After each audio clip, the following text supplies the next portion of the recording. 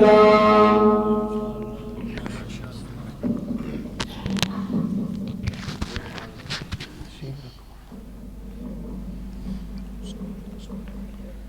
سوال جواب دیا نا یا سوال جواب دیا پرچی شرچی کو ہے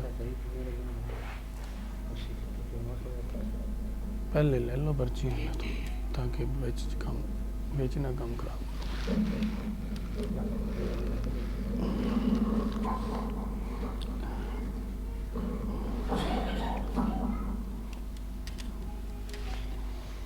مولانا اسلم شاہد صاحب نے فرمایا تھا کہ کوئی ساتھی سوال کرنا چاہتے تو میں نے ان سے گزارش کی تھی کہ سوال کو اگر سوال کے اصول کے مطابق کیا جائے گا ایکو گھٹ کر دیو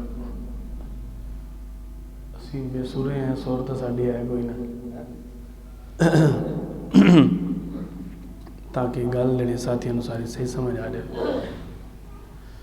تو جن ساتھیوں نے سوال کرنا ہے وہ اپنا سوال پرچی پر لکھ کے جمع کروا دیں۔ میری بات سمجھ آئی؟ جس ساتھی نے سوال کرنا ہے کوئی بھی سوال ہو تو آپ اپنا سوال لکھ کر پرچی پر مولانا صاحب کو جمع کروا دیں، انشاءاللہ اسی کورس کے اندر آپ کو جواب مل جائے گا۔ اگر ابھی کوئی ساتھی لکھ کر لایا تو وہ جمع کروا دیں، اگر کسی نے سوال کرنا تھا یا اس نے پہلے سے استدعا کی ہے تو وہ اپنا سوال لکھ لے، آج ہی سبق کے آخر میں اس کا جواب مل جائے گا۔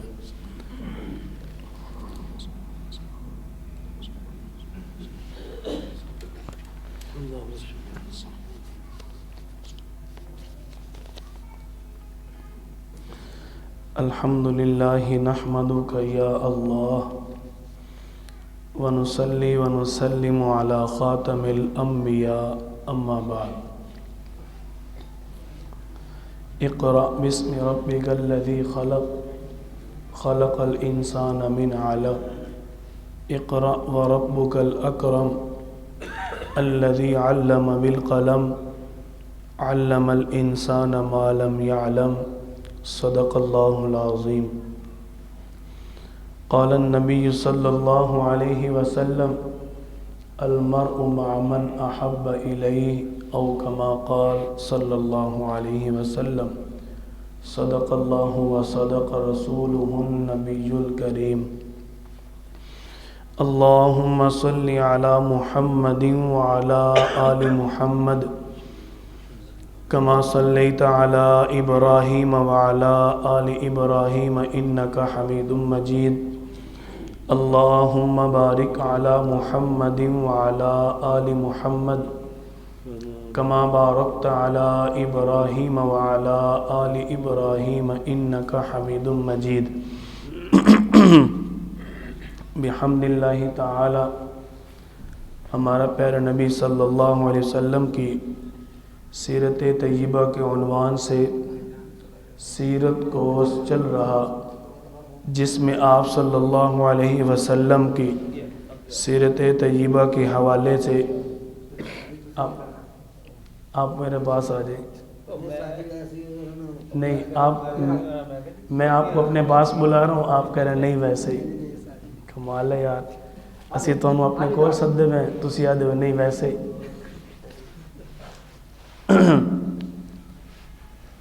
کل میں بات سن رہا تھا تو میری مزاج ہے کہ جو کوئی کمی کوتاہی ہونا جی اس کو فوری موقع پر حل کرنا چاہیے۔ کل میں بات سن رہا تھا، ایک بہت بڑے ڈاکٹر ہیں، انہوں نے تقریباً 20 سے 25 ممالک کا سفر بھی کیا ہے، تو پروفیسر بھی ہیں، لیکچرار بھی ہیں، موٹیویشن اسپیکر بھی ہیں، اور سوشل میڈیا پر بھی کام کرتے ہیں، کافی ایکسپرٹ جتنا کہ، اور اسلامی تاریخ پر عبور بھی رکھتے ہیں، مطالعہ رکھتے ہیں اور دیندار ہیں۔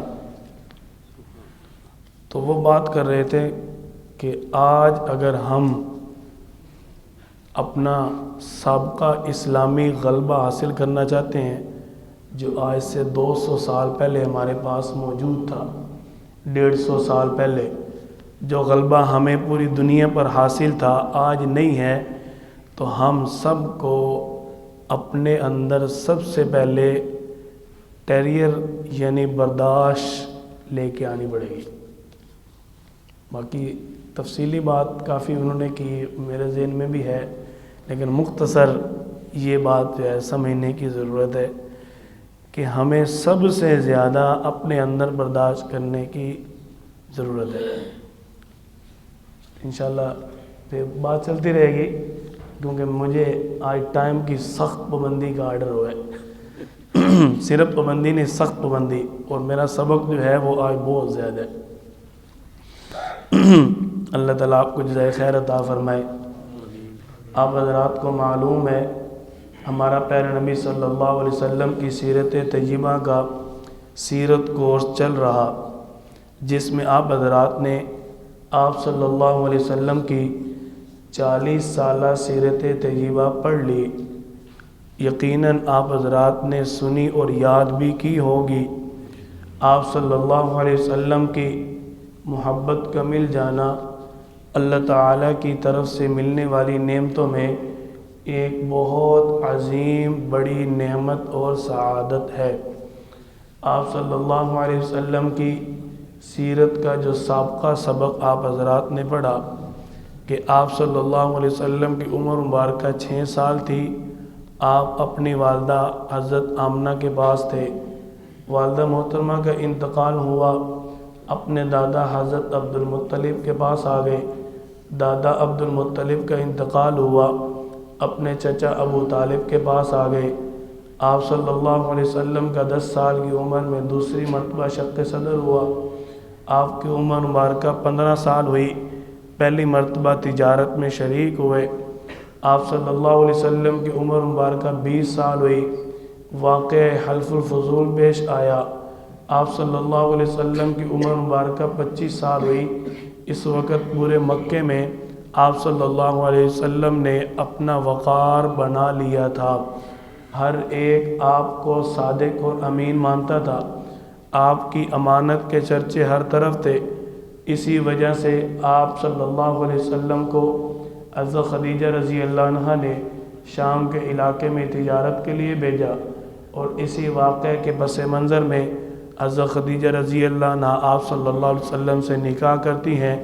یہ حضرت خدیجہ رضی اللہ عنہ کا تیسرا نکاح تھا اور آپ صلی اللہ علیہ وسلم کا پہلا نکاح تھا۔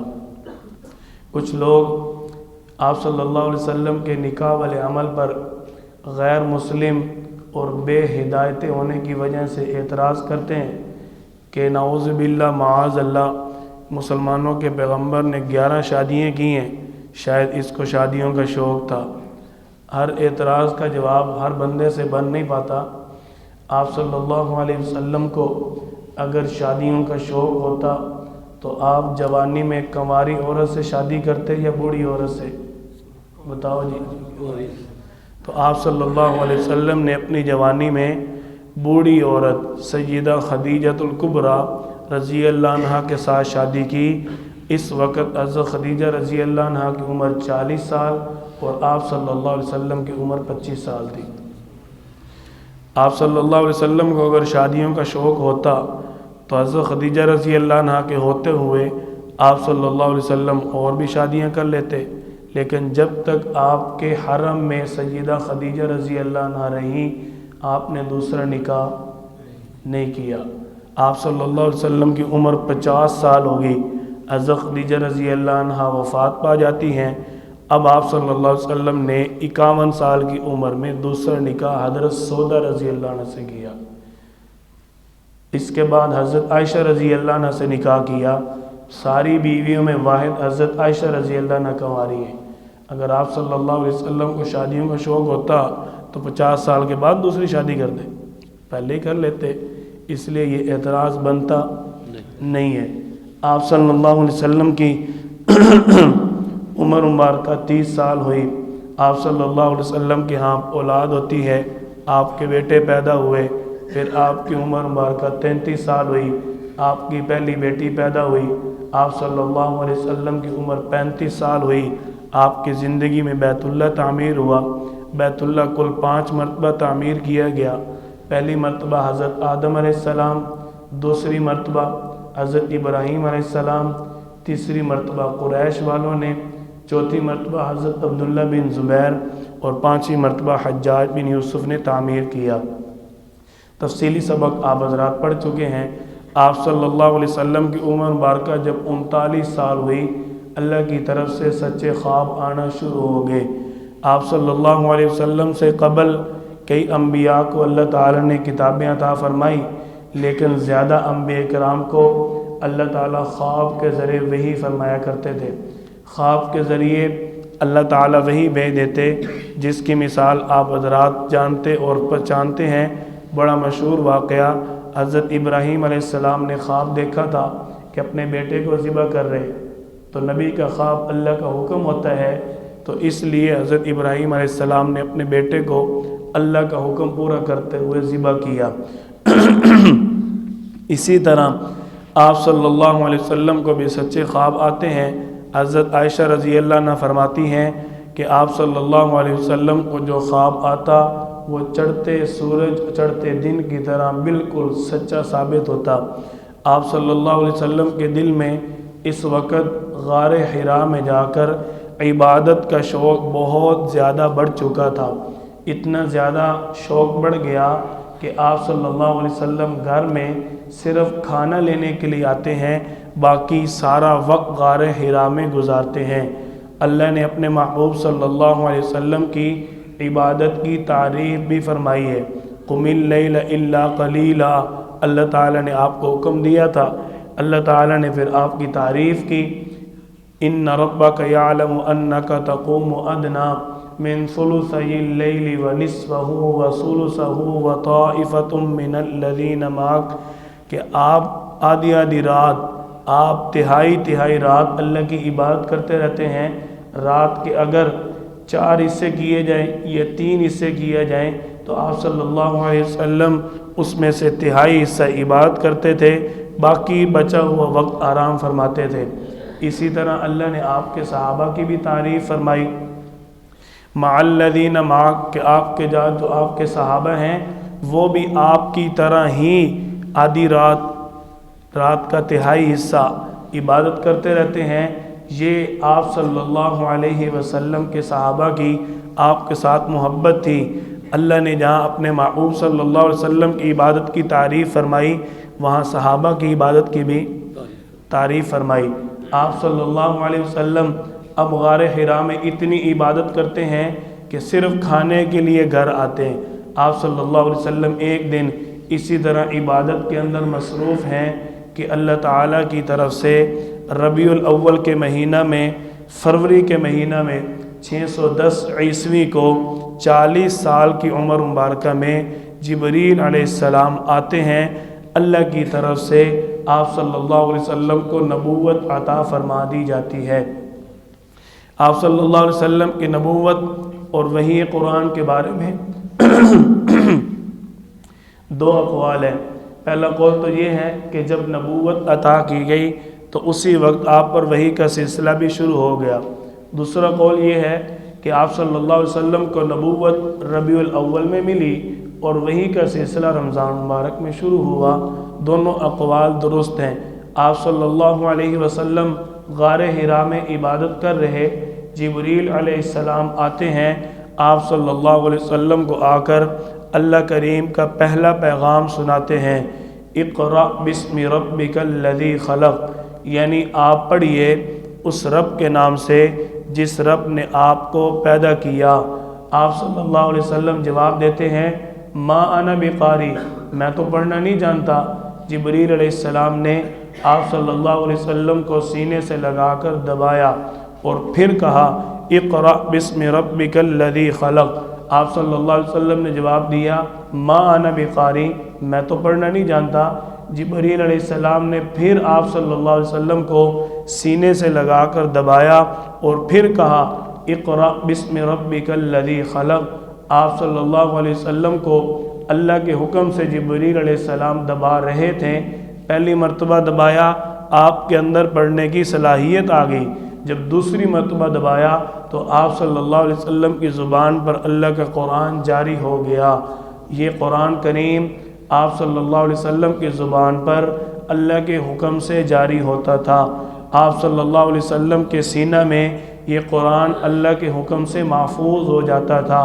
آپ صلی اللہ علیہ وسلم کو ہماری طرح الگ سے قرآن یاد کرنے کی ضرورت پیش نہیں آتی تھی۔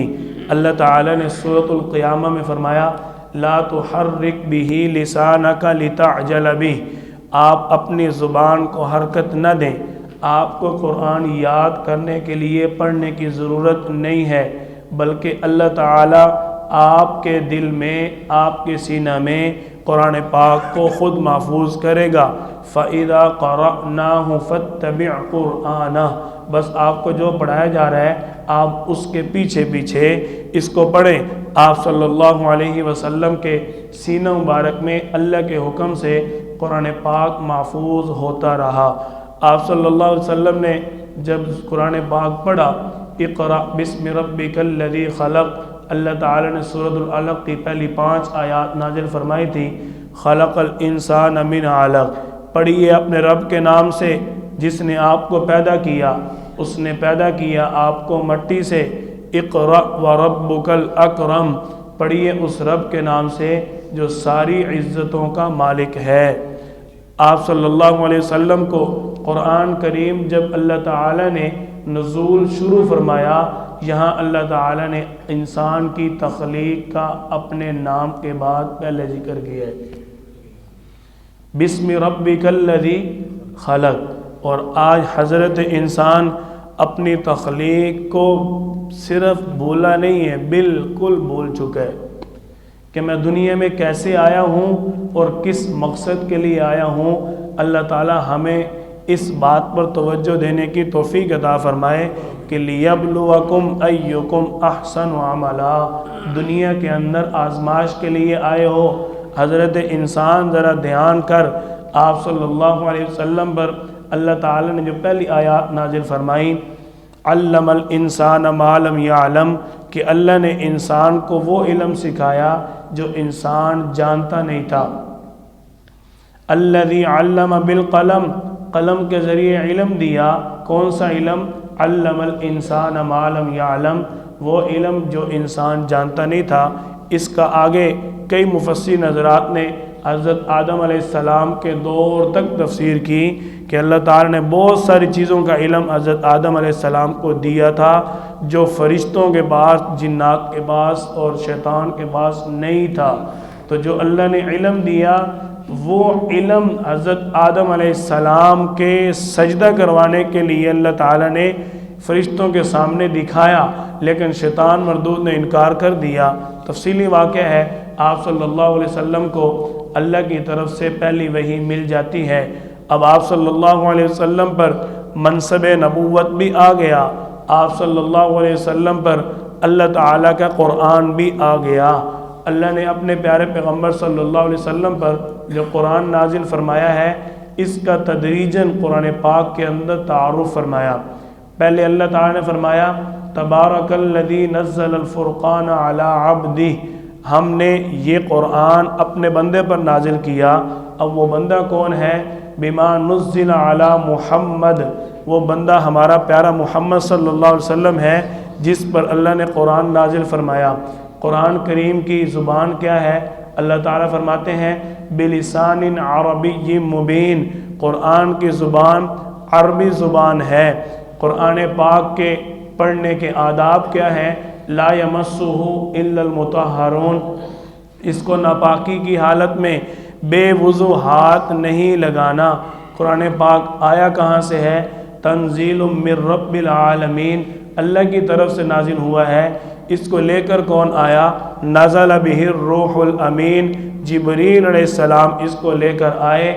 اللہ تعالیٰ نے ساری چیزوں کا قرآن پاک سے تعارف کروایا۔ اب وضو کر لیا ہے، اب اگلا کام کیا ہے؟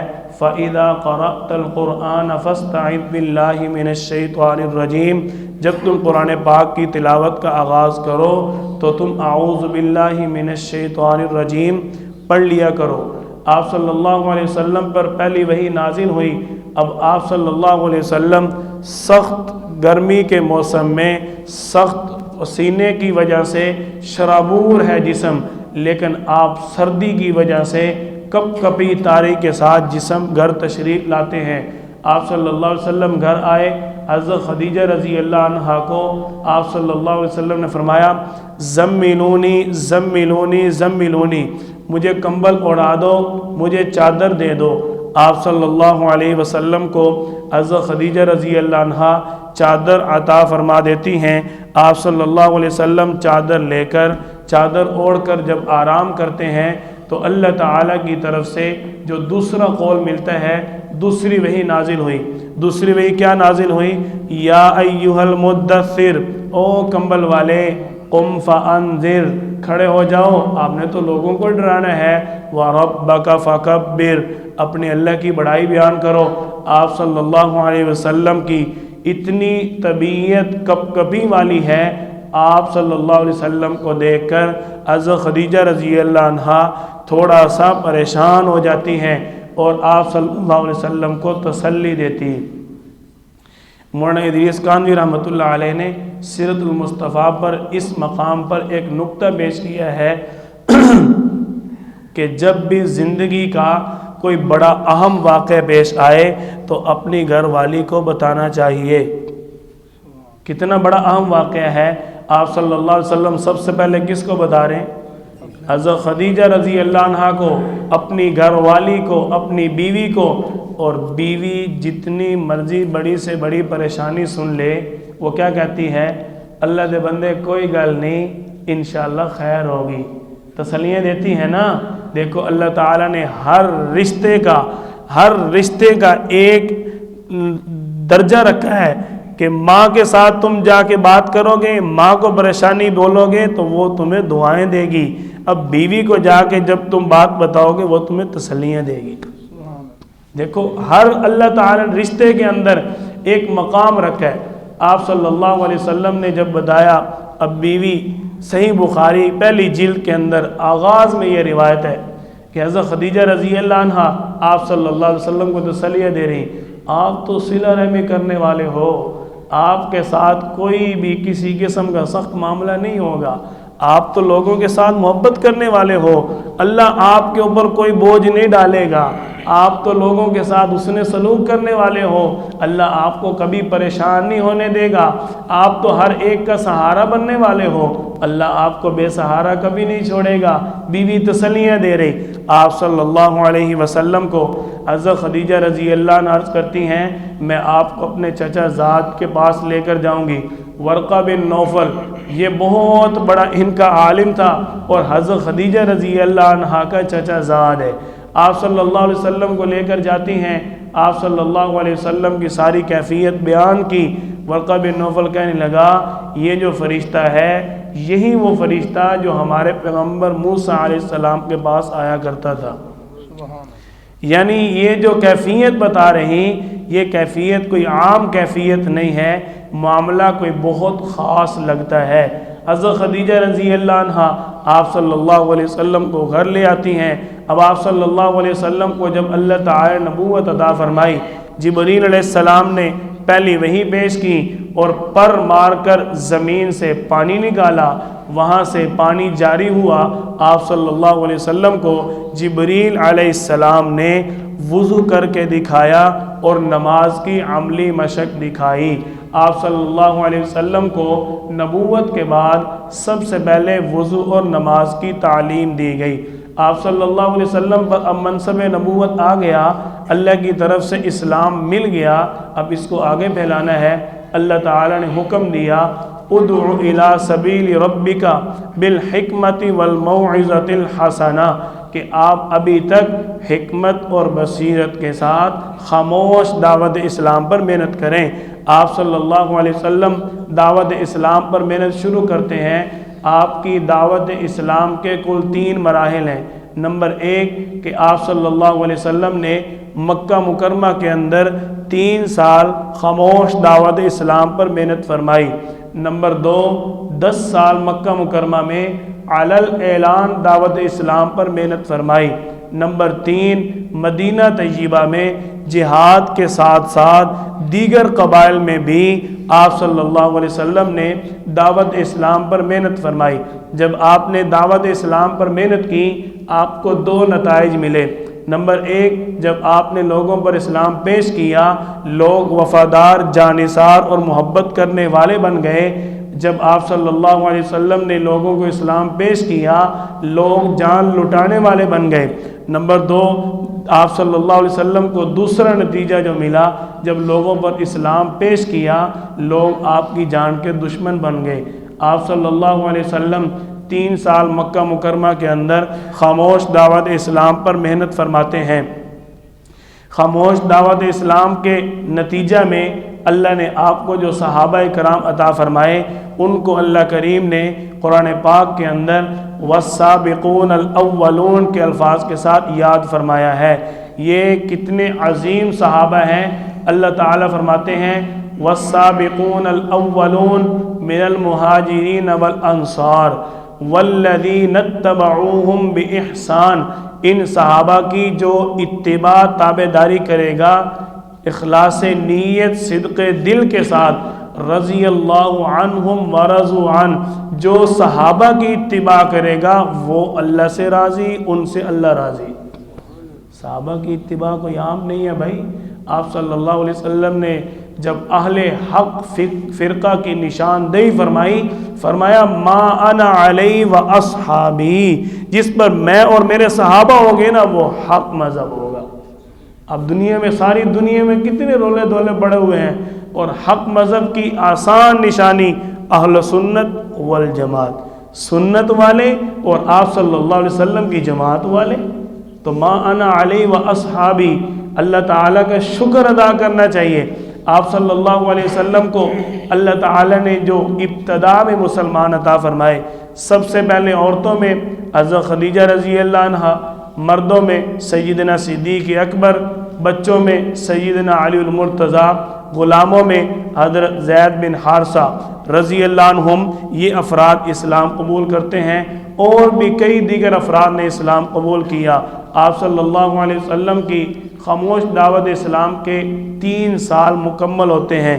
آپ کی عمر مبارکہ 43 سال ہوئی۔ اب اللہ تعالیٰ کی طرف سے دوسرا حکم نازل ہوا، فاصدع بما تؤمر واعرض عن المشرکین، آپ علی الاعلان اپنی نبوت پیش کریں، نبوت کا اعلان کر دیں، مشرکین کی پرواہ کرنے کی ضرورت نہیں ہے۔ وَأَنذِرْ عَشِيرَتَكَ الْأَقْرَبِينَ، اب آپ نے نبوت کا اعلان کر دیا تو آپ نے دعوت اسلام کا آغاز اپنے قریبی رشتہ داروں سے کرنا ہے۔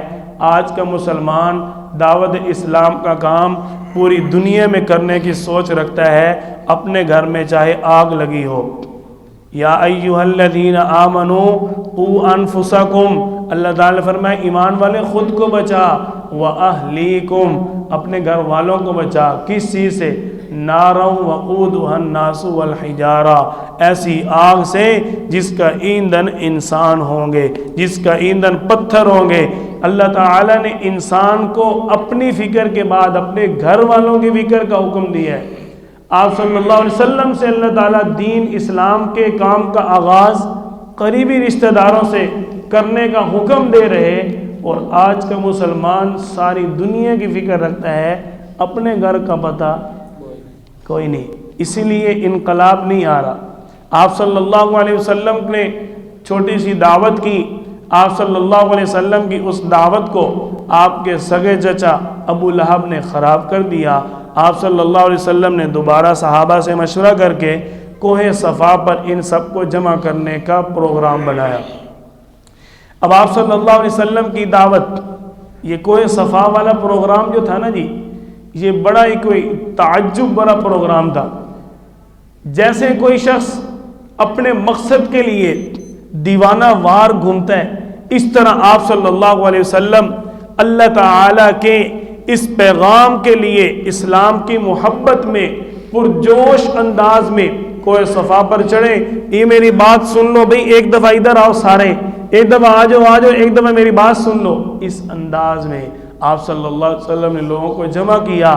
آپ نے فرمایا قُلْ لَوْ شَاءَ اللَّهُ مَا تَلَوْتُهُ عَلَيْكُمْ وَلَا أَدْرَاكُمْ بِهِ فَقَدْ لَبِثْتُ فِيكُمْ عُمُرًا مِّن قَبْلِ، میں نے اس سے پہلے تمہارے درمیان 43 سال گزارے ہیں، تم نے مجھے کیسا پایا ہے؟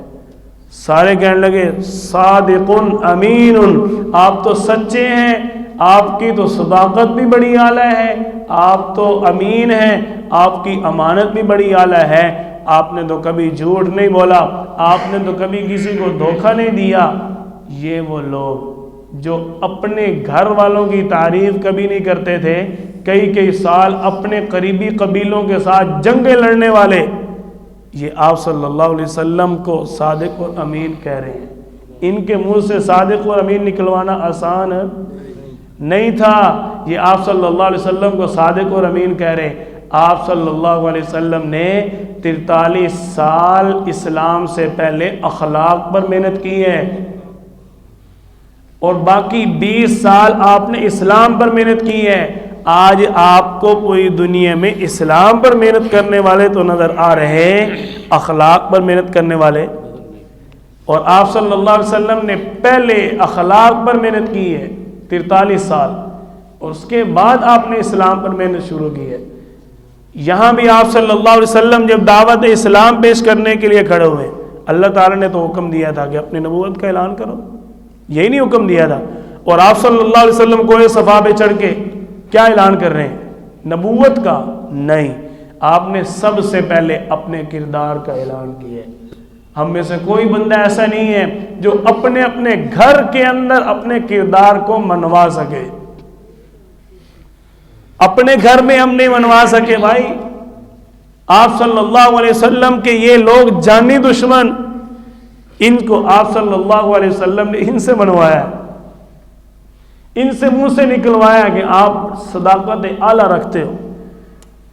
تو اصل چیز کردار ہے۔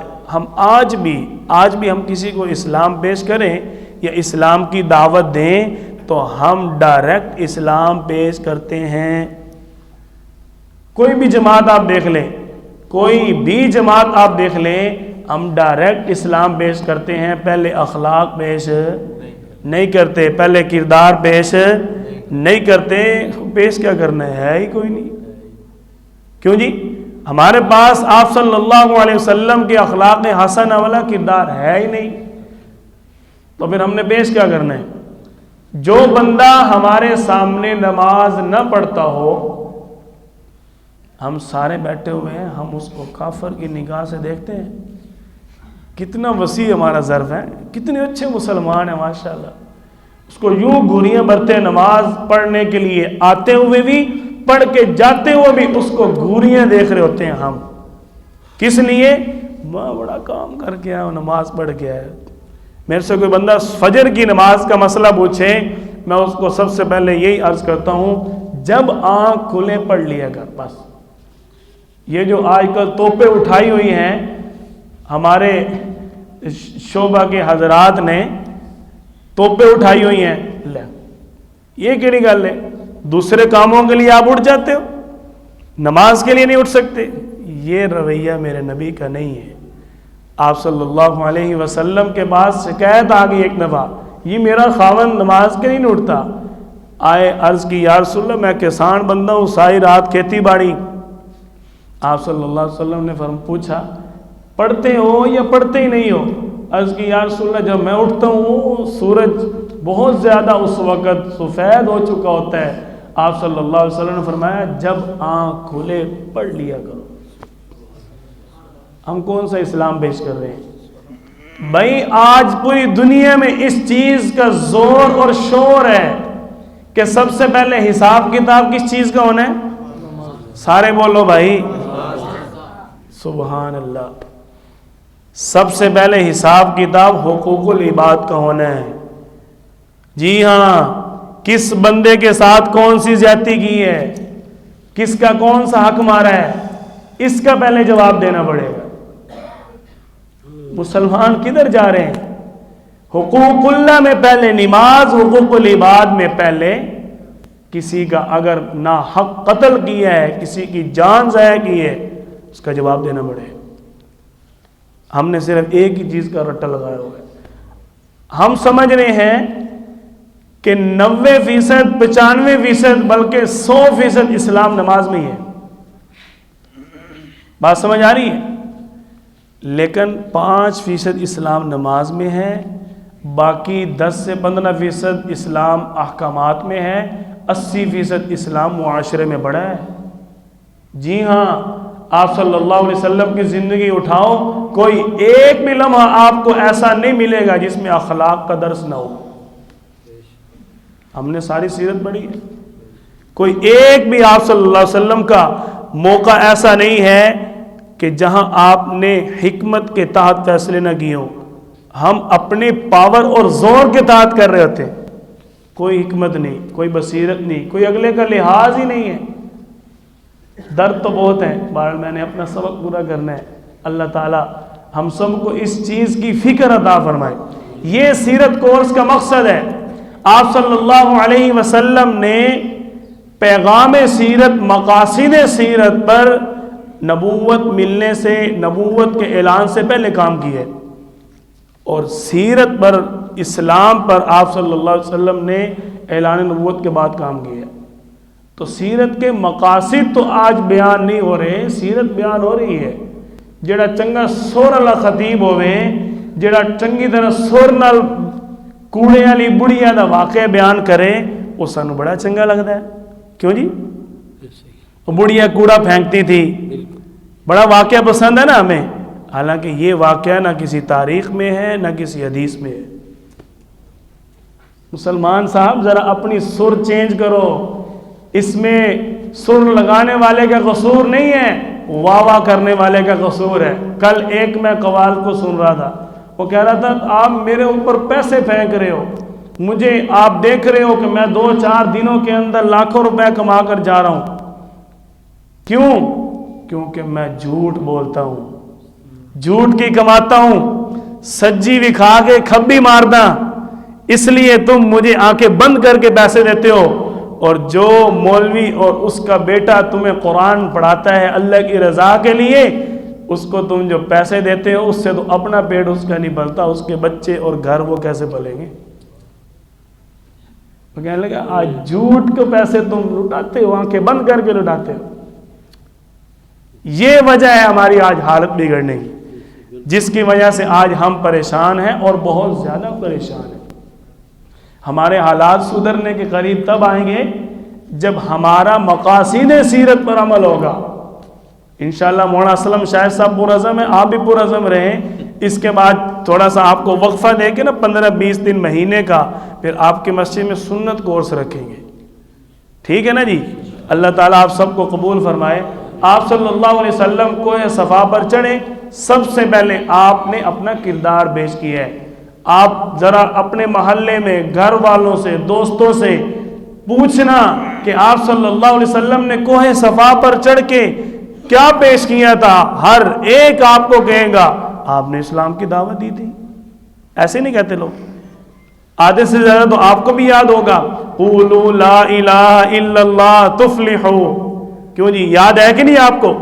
لیکن یہ کسی کو نہیں یاد، فقد لبثت فیکم عمرا، کیونکہ پہلے آپ صلی اللہ علیہ وسلم نے اپنے کردار کو پیش کیا ہے، پہلے اسلام نہیں پیش کیا۔ ہم آنکھیں بند کر کے ایک دم اسلام، ہم اسلام پیش نہیں کرتے، ہم اسلام مسلط کر رہے ہوتے ہیں، جس کو اسلام کی دعوت دیتے ہیں۔ ہم نے جس کو نماز پہ لانا ہو نا، ہم اس کی ٹکا کے سب سے پہلے بے عزتی کرتے ہیں، اس کے بعد ہم اس کو اسلام پہ لا رہے ہیں۔ باہر کیا جانا ہے؟ باپ بیٹے کو نمازی نہیں بنا پا رہا، اس کی وجہ کیا ہے؟ اس کا کردار ہی نہیں۔ اگر باپ کا کردار ہو تو بیٹا پیچھے نہ چلتا ہوا آ جائے۔ دیکھو ایک بندے کو آپ اگر اسلام کی دعوت دے رہے ہو، اگر آپ اس کو اسلام کی دعوت دیتے رہو، وہ آخر میں آپ کو کہے جی انشاءاللہ میں مسجد آ رہا ہوں، اس کی انشاءاللہ ہوگی کہ جان چھڈے جاوے سے کدے مولوی گل پہ گئے، ٹھیک ہے جی؟ اگر آپ اس کو اسلام پیش کرنے سے پہلے اس کا حال پوچھتے ہو، اس کے ساتھ تعلق بناتے ہو، اس کو حسن اخلاق دکھاتے ہو، اس کو اپنا اچھا رویہ دیتے ہو، اس کی اچھی طرح خیریت دریافت کرتے ہو، اسلام نہ بھی پیش کرو، وہ بندہ آپ کو خود فون کرے کہے گا آپ سے چند دن پہلے ملاقات ہوئی، آج کل کدھر ہوتے ہو؟ اگر آپ کردار پیش نہ کرو، صرف اسلام کی بات کرو، وہ دوبارہ پوچھے گا آپ کو؟ کیوں جی پوچھے گا؟ اس چیز کی کمی ہے آج ہمارے معاشرے میں۔ یہ وہ درد میں نے جو آغاز میں آپ حضرات کے سامنے رکھا تھا. آپ کو مسلمان تو مل جائیں گے لیکن انسان نہیں ملیں گے. یہ آپ کے سیرت کورس کا مقصد ہے. یہ سیرت کورس کروانے کا مقصد ہے ہمارا. بہت سارے لوگ ہیں جو تبصرے کر رہے ہیں, بہت سارے لوگ تبصرے کر رہے ہیں. آخری بات کر کے مکمل کرتا ہوں. بہت سارے لوگ صرف تبصرے کر رہے ہیں. ایک پروفیسر صاحب مجھے 3-4 دن پہ جمعرات والے دن مجھے ملے, کہنے لگے کوئی وہ بچہ ہے ہمارے پاس پڑھتا ہے چناب نگر کا, تو میں نے کہا کہ یہ بچہ ذہین ہے, قابل ہے, اس کو اب 9th میں داخلہ دلوانا ہے, تو آپ خصوصی توجہ دیں. یہ بچہ وہاں پر چناب نگر میں جب پڑھتا تھا تو یہ وہاں فرسٹ آتا رہا ہے. آپ دیکھیں کہ مرزائیوں کے بچے سکول کی تعلیم میں کتنے آگے ہوتے ہیں. اوکے, اس نے وہ بات لے لی. کہنے لگا اگر وہ سکول کی تعلیم میں آگے ہیں تو ان کا کردار کے بھی کیا کہنے ہیں. میں نے کہا یہی تو آپ کے لیے شرمناک بات ہے کہ آپ ان کی تعریفیں کرتے ہو, اپنے گھر پہ محنت نہیں کرتے. بھئی آپ کو ایک چیز اچھی لگ رہی ہے تو آپ کے اپنے گھر میں کیوں نہیں ہے. دیکھو نا سوال پیدا ہوتا ہے. آپ کو ہم نہیں کہتے کہ آپ ان کو کیوں اچھا کہہ رہے ہو, کیوں نہیں کہہ رہے. کفر اسلام ایک دفعہ سائڈ پہ رکھو. آپ کو وہ چیز اچھی لگی, پھر آپ کے اپنے گھر میں کیوں نہیں ہے. بات درست ہے غلط ہے؟ تو آپ ان کی تعریف کر رہے ہو. آپ ان کی تعریف سے پہلے کہو میرا بیٹا دیکھو, قاری صاحب, مولانا صاحب میرے بیٹے کو دیکھو. آپ اس سے سلام لو, یہ آپ کو سلام کا جواب بھی دے گا, آپ کا حال چال بھی پوچھے گا, خیریت بھی پوچھے گا. پتہ چلے گا کہ اخلاق کے ساتھ کیسے ملنا ہوتا ہے. تو ساتھ ہی اس کا بیٹا آ گیا, کہنے لگا پپا جی میں جا رہا ہوں. میں نے کہا آپ نے کبھی اپنے ابے کو پپا کہا تھا؟ کہہ رہا مفتی صاحب آپ کیسی بات کر رہے ہیں. میں نے کیسی بات کیا؟ یا آپ کی تربیت آپ کے ابے نے صحیح نہیں کی, یا آپ اپنے بیٹے کی تربیت غلط کر رہے ہیں. اگر آپ نے اپنے بیٹے کو پاپا نہیں کہا تو کیوں نہیں کہا؟ کیوں جی؟ یا تو ابے نے تربیت نہیں کی. اگر اس نے تربیت کی ہے تو پھر آپ آگے غلط تربیت کر رہے ہو, بچے کو سارا انگریز کا رجحان دے رہے ہو. وہ کیوں آپ کو پاپا کہہ رہے ہیں؟ کہنے لگے جی بس جی یہ سارے کڑن ہیں, بڑی کڑن ہوتی ہے اس پہ. میں نے کہا میں نے کڑتے بڑے دیکھے ہیں لیکن کام کرنے والے نہیں دیکھے. اگر کوئی قرآن اچھا نہیں پڑھا لا خود پڑھو, پتہ چل جائے. اگر کوئی دین اچھا ہے, ہمارے استاد محترم بیٹھے ہوئے ہیں, ہم نے اس چیز کو نوٹ کیا اپنے استاد محترم میں کہ اگر کوئی اچھی تعلیم نہیں دے رہا تو خود پڑھانے کے لیے آگے. ہم نے درجہ کتب کے اندر اگر اپنی جان کھپاتے دیکھا تو اپنے استاد محترم کو دیکھا. اب میں استاد محترم کے پاس سے گزر جاتا ہوں, استادوں کو پتہ نہیں چلتا, اتنا دماغ اور نظر کمزور ہو گئی ہے, لیکن اب تک پڑھا رہے ہیں. کوئی نہیں کر رہا, ہم تبصرے نہ کریں نا, کام کر کے دکھائیں. تو اگر کوئی نہیں کر رہا اخلاق پہ کام, آپ کریں. بہت سارے درد ہیں. آپ صلی اللہ علیہ وسلم نے جب اعلان کیا تو آپ کا سب سے پہلا مخالف سگا چچا تھا. ہم کہتے ہیں جی گھر والے سنتے کوئی نہیں استاد جی, گھر دا پیر اولا ہوندا ہے, یہ گھر کا پیر نہیں ہے, سگا چچا ہے. پہلا مخالف کون تھا؟ سگا چچا ہے. اور صرف مخالفت نہیں کی, بد دعائیں دینے پہ آ گیا. اٹھا کے پتھر مارا آپ صلی اللہ علیہ وسلم. ایک نے اٹھا کر مٹی پھینک دی, دوسرے نے آپ صلی اللہ علیہ وسلم کے مبارک مطہر پاکیزہ چہرے پر تھوک دیا. نعوذ باللہ, آپ صلی اللہ علیہ وسلم کے چہرہ مبارک پر کیچڑ سا بن گیا. آپ کی بیٹی زینب رضی اللہ عنہ نے صاف کیا. آپ صلی اللہ علیہ وسلم کے سامنے بیٹی رو رہی ہے, آپ فرماتے ہیں بیٹی رو نہیں, وَدِينِ الْحَقِّ لِيُظْهِرَهُ عَلَى الدِّينِ كُلِّهِ, یہ دین غالب ہونے کے لیے ہے. مسلمانوں آپ خود مغلوب ہو, دین مغلوب نہیں ہے.